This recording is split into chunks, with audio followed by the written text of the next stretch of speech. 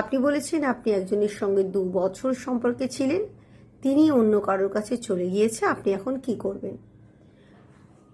দেখুন, একটা সম্পর্ক ছিল, সে সম্পর্কটা নষ্ট হয়ে গিয়েছে, অবশ্যই কষ্ট দেয়, কিন্তু মনে রাখবেন যে এটাতে আপনার এখন হয়তো মনে হচ্ছে কষ্ট হচ্ছে, কিন্তু পরে একদিন বুঝবেন যে এটা আসলে আপনার শাপে বর হয়েছে।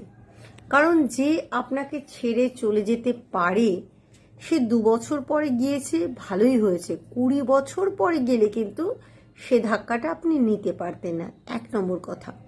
দ্বিতীয় নম্বর কথা হচ্ছে যে একটা ব্রেকআপ অনেক সময় ভেতর থেকে মানুষকে ভেঙে দেয়।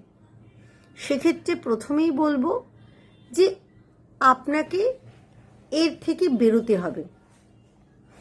একটা মানুষ ছেড়ে চলে গিয়েছে, তার মানে জীবন কখনো শেষ হয়নি, বরং এটা আপনি চ্যালেঞ্জ হিসেবে নিন।